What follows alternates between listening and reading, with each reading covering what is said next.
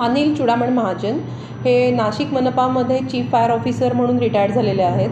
1986 ते 2018 या कालावधीमध्ये ते अग्निशमन दलामध्ये कार्यरत होते. पूर्ण सेवा त्यांनी नाशिक महापालिकेतच दिलेली आहे.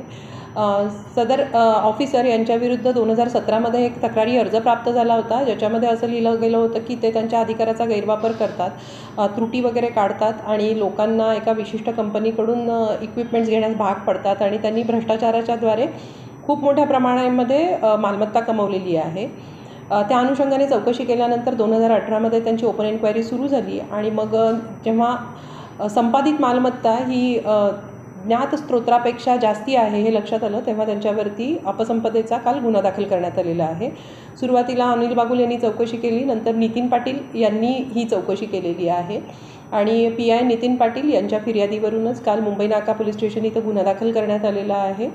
आणि पुढचा तपास जो अपसंपदेच्या गुन्ह्याचा आहे तो आमचे DYSP अनिल बडगुजर हे करत आहेत. हो, त्यांच्या पत्नी ज्या आहेत त्यांनाही याच्यामध्ये सहआरोपी करण्यात आलेला आहे. भ्रष्टाचार करण्यास प्रोत्साहन दिल्याबाबतचा त्यांच्यावरती आरोप आहे आणि त्यांच्याही नावावरती मालमत्ता निष्पन्न झालेली आहे.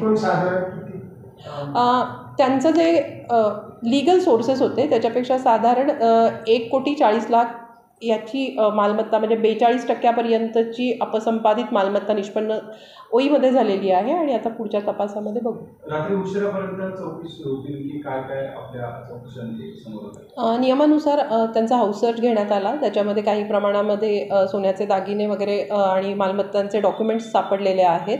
आज चौकशीसाठी महाजन यांना बोलवण्यात आलेलं आहे आणि पुढील तपासामध्ये अजून काही मालमत्ता त्यांनी संपादित केलेली आहे का आणि निष्पन्न होते का या अनुषंगाने तपास करण्यात येईल. आत्ता त्यांना चौकशीसाठी बोलवण्यात आलेलं आहे. गरजेनुसार आम्ही अटकेची कारवाई जशी कस्टोडियल इंट्रोगेशनची गरज भासली तर ती तजवीज ठेवलेली आहे. सध्या तरी आम्ही त्यांना फक्त नोटीस देऊन बोलवलेलं आहे. अमर सोळंके, B7 न्यूज, नाशिक.